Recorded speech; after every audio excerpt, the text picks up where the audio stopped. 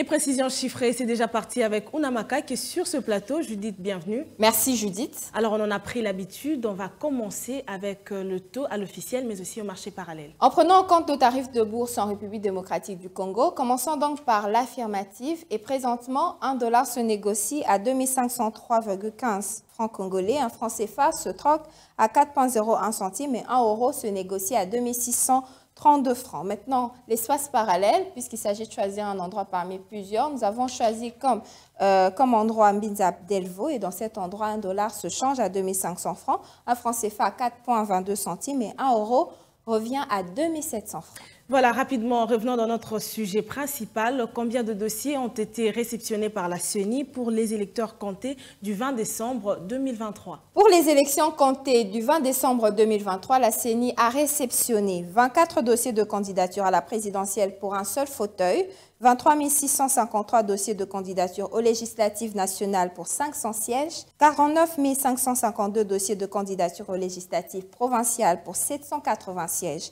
Il y a lieu de constater que l'engouement est fait et tout le monde est déterminé et confiant à remporter cette victoire. Voilà, Unamaka, s'il faut se baser sur la loi électorale en vigueur, à combien s'est élevée ou fixée la caution? La loi électorale en vigueur a fixé la caution à 160 millions de francs congolais pour la présidentielle, 1,6 million de francs congolais pour les législatives nationales et 1 million de francs congolais pour les législatives provinciales. Et cet argent est à payer à la DGRAD par chaque candidat avant le dépôt de tout dossier à la CENI et cette caution n'est pas remboursable. On va finir donc avec le total des cautions payées par les différents candidats présidents de la République démocratique du Congo. La caution payée par tous les candidats présidents de la République a représenté 3,84 milliards de francs congolais. Celle payée par tous les candidats députés nationaux est évaluée à 37,85 milliards de francs congolais. Enfin, les cautions déposées par les candidats députés provinciaux se chiffrent à 49,55 milliards de francs congolais.